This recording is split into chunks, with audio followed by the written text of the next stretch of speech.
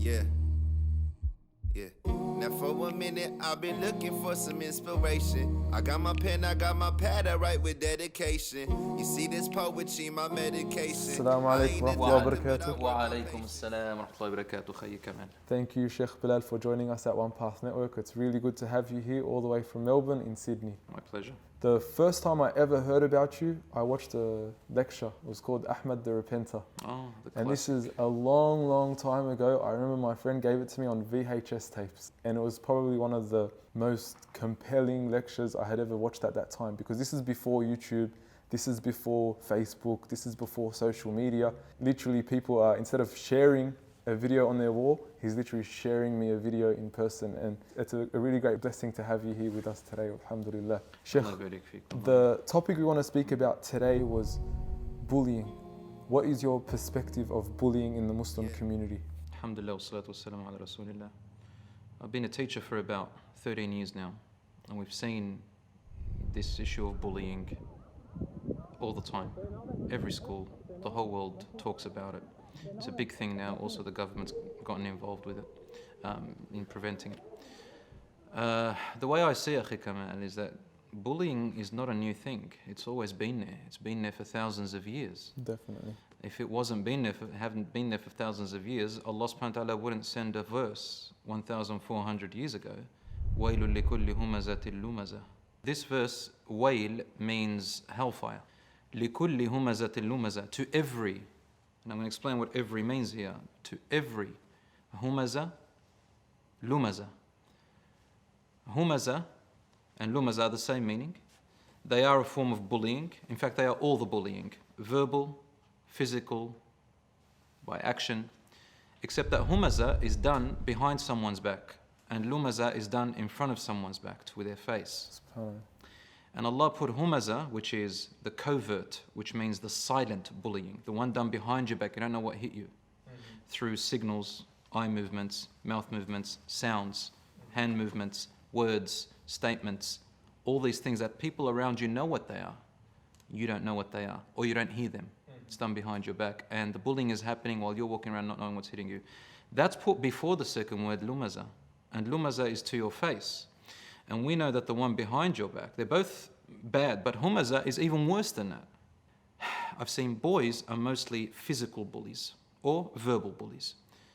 Girls have that humaza one, which is behind your back thing. Among the students who hurt themselves the most are girls, from my experience and from studies shown.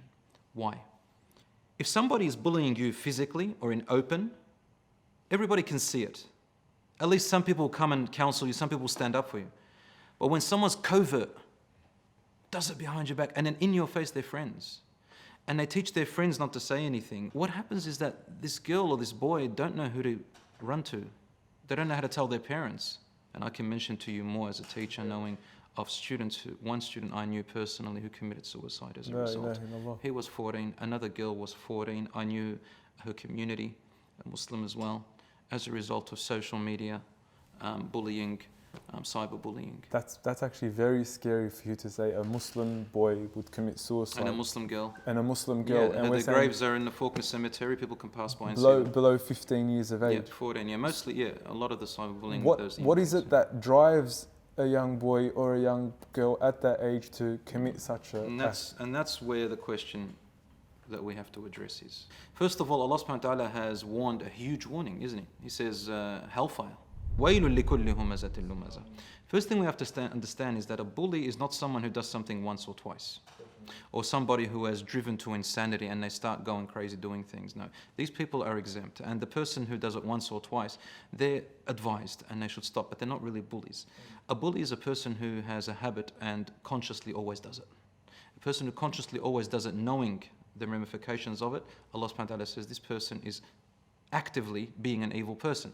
So therefore, wail is deserving of them, because the amount of people they're harming is unbelievable. Children from the youngest to the oldest. However, there is a segment in our community, a small number, which studies show that usually, and this is very important for the youth to understand, that actually now a larger number of young people who do bully are often have a history of being bullied themselves. And I'm not here to make the bully a victim.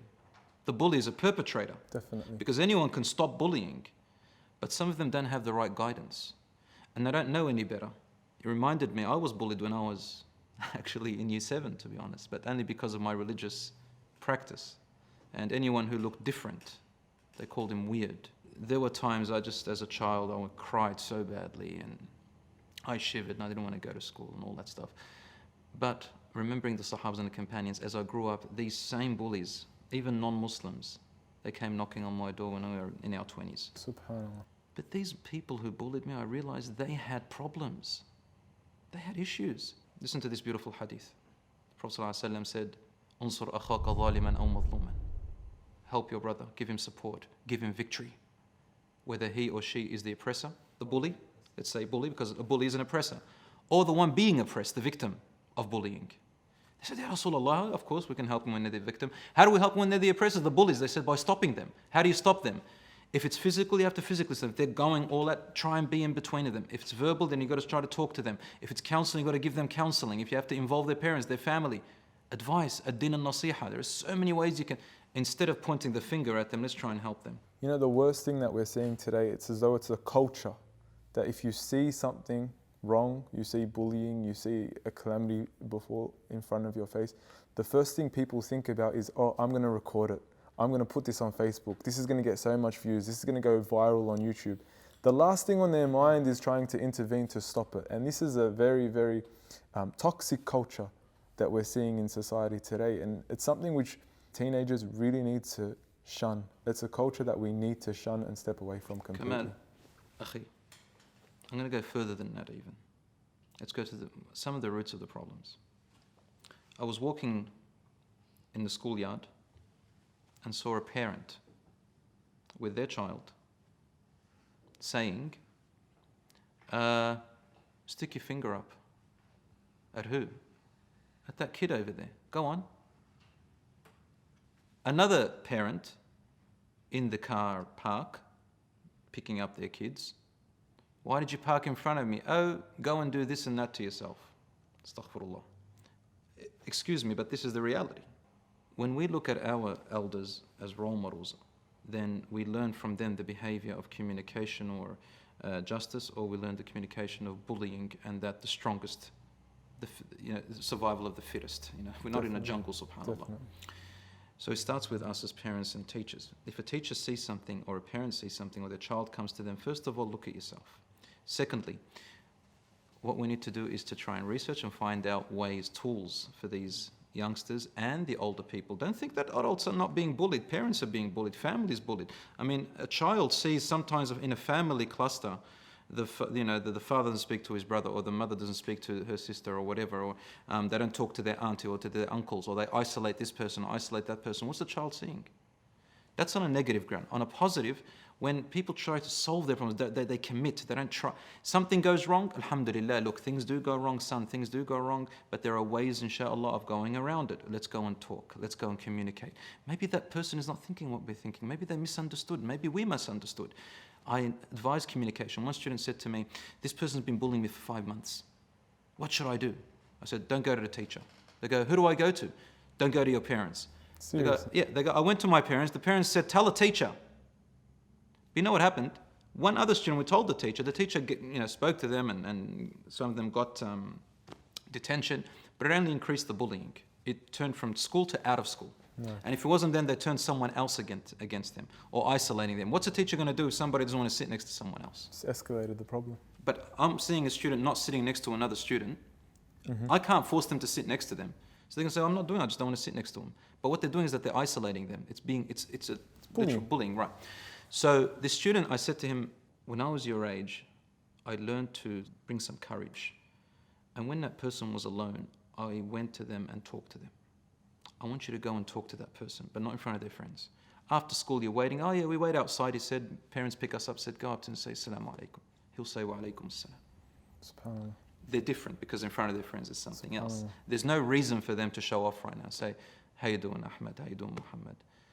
Look, man, you've been saying a lot of things about me like this and like that. And look, that's cool, but it hurts me. And if we want to fight, we can fight. We both get suspended. We both get, detention. I mean, we can all do that. You know, you hit me, I hit you, one of us ends up injured or whatever. You know, I can snitch about you, can snitch about me. I go, but what's that going to do? You know, like, I'm just here to tell you, how about we respect each other? And just, you know, you don't say anything, I don't say. If I said anything, tell me, man. Just talk like that. SubhanAllah. The kid went and did it. Wallahi, it worked. Look, I'm not saying 100% of the time it works, but it Definitely. worked. Almost all the time it works. But let's go back to the initial thing which I said. That is bystanders. The strongest and most powerful impact anyone has on stopping a bullying are the bystanders. That's why the Prophet ﷺ said, "Unsur akhaka zaliman aw madluman." Help your brother or sister, whether they're the oppressors or the ones being oppressed. The bystanders. One word. Staying and say, "Hey, did she say anything to you?" "No, but what are you?" Another friend comes in and goes, "Look, guys, she didn't say anything to you, okay? If she did, we'll even tell her off. But she didn't say anything to you, and all you're doing right now is just bullying her." Just saying those words makes the bully stop. SubhanAllah. Definitely. I guess there's no blanket solution, and every bully would differ, especially, alhamdulillah, as Muslims we have Islam as our guiding principles, and perhaps we can use the principles of Islam to turn away from the bullying and the abuse. You know, we know the hadith of the Prophet sallallahu alaihi wasallam. He hears Aisha radiallahu anha, she says, or I don't even think she says, she signals that one of the wives of the Prophet sallallahu alaihi wasallam is short, and the Prophet sallallahu alaihi wasallam is able to stop her immediately, even if it's a joke, even if it's soft. And what did he say to her, Kamal? Remember, she actually signaled, didn't say anything. She didn't even say anything. Well, That's how silent it was. Told her, "You've said something. You've Subhanallah. said something." Definitely. Some people think that by signal, I didn't say anything. Rolling your eyes, or That's even worse than this. He says, "You have said a word." She just did that. You have said a word that if it was to be mixed with the salty ocean, it would be saltier than the ocean. Another one of his wives was an ex-Jew who converted to Islam. Her father was the leader of the Bani Nadir, who had conspired against Prophet ﷺ and almost killed him. And they said, "Oh, who are you? You're the ex-Jew, the daughter of a Jew." And she was crying. Prophet ﷺ said to him, "What's the problem?" He says, "Oh, you know, Hafsa and Aisha saying, and the others, they call me when they're upset, when they say you're daughter of a Jew. And you should say to him," and then he said to her, "Tell them, yes, I'm a daughter of a Jewish man, but I'm the wife of a prophet. My father was a prophet, and my uncle was a prophet. Her father was great-great-grandfather Musa alayhi salam, and her uncle Harun alayhi salam, Prophet was her husband. He gave her tools about how to respond. He didn't go up and say, "Hey, don't say this." No, he gave her tools, okay? to respond. Naam, subhanallah. Let's remember the verses of the Quran in Surah Al-Hujurat. Allah said, إِنَّمَا الْمُؤْمِنُونَ إِخْوَةٌ. As a matter of fact, the believers are all brothers and sisters. فَأَصْلِحُوا بَيْنَ أَخَوَيْكُمْ. Your goal is to always find ways to reconcile. If someone doesn't want to reconcile and they're always toxic, you just avoid the toxicity. You don't have to be really close to them. You can avoid the toxicity and from a distance, but don't be like them. وَاتَّقُوا اللَّهِ, and fear Allah at the end of the day. Then Allah subhanahu wa ta'ala gives us advices: don't mock each other. Men, don't mock men, maybe they're better than you. Maybe they're better than you. That's right. Women, don't mock another group of women, maybe they're better than you. Allah subhanahu wa ta'ala did say this advice. So my advice is, it's better for you to meet Allah subhanahu wa ta'ala with nothing for you, but nothing against you. People have harmed you, but you haven't harmed them. Everybody will go back into that soil and we're all equal then, no matter who you talk about. And Allah will judge. So don't be on the other side. Be on the side of those whom Allah subhanahu wa ta'ala will not say much. And shorten the time you're going to stand on the day of judgment. I ask Allah to save us from our tongues and our evil of our hearts and from bullying. Ameen. Jazakallahu khairan, Sheikh. Thank you so much for joining us. We have a lot to take home for those that are being bullied, for those that witness bullying, for the families, for the teachers. We all have a role to play. So thank you so much. I know this is a topic which needs a whole lot more time, but we thank you so much for your time in benefiting us in this, inshallah. We look forward to seeing you again. Jazakallah khair. My pleasure. Jazakumullah khair. You, Kamal, One Path. Excellent work. Assalamu alaikum. Salam.